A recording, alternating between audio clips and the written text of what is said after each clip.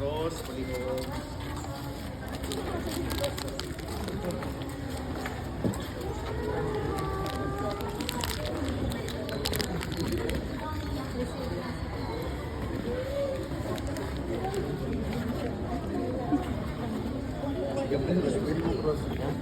Ano ba? Hindi tuloy.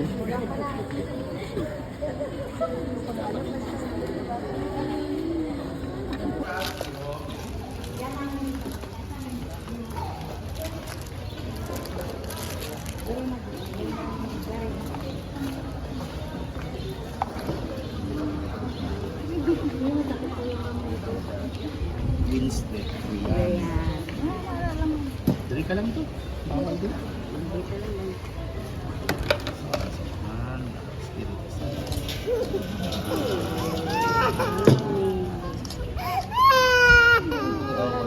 Okay. Balik ka. Next. Ate. Na. Utag na bata na. Okay.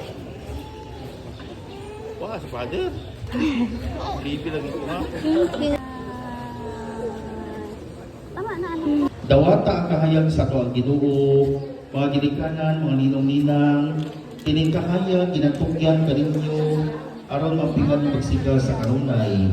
Kining inyong anak, gihayagan na ni Kristo, kinahanglan mo lakaw sila kanunay ang mga anak sa kahayag. Padala ako nito, di na kanunay siga sa pagtuo, diha silang kasing-kasing, sa pagbalik si Ginoo mo sobrang unta sila kaniya, o bahay sa tanang mga santos, sa gingharian sa langit. Amen. Sila Kuya Ken sa likod mo. Umanbunya, ihatag ang kandila sa mga ginikanan. Mga ginikanan, ambingan, taguon, mga kandila, ang gigamit during sa bunyag.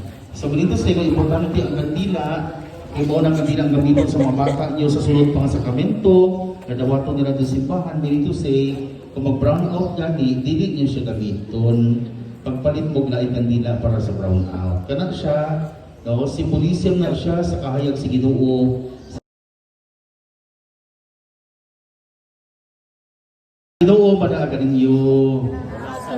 Panalanginan ka mo sa Diyos, na nabigamahan ng Amahan, Anak, ng Espiritu Santo. Amen. Palit pa tayo sa mga kandila. Pagpakan na ito ang mga miyembro sa simbahan. Lingkod, lingkod.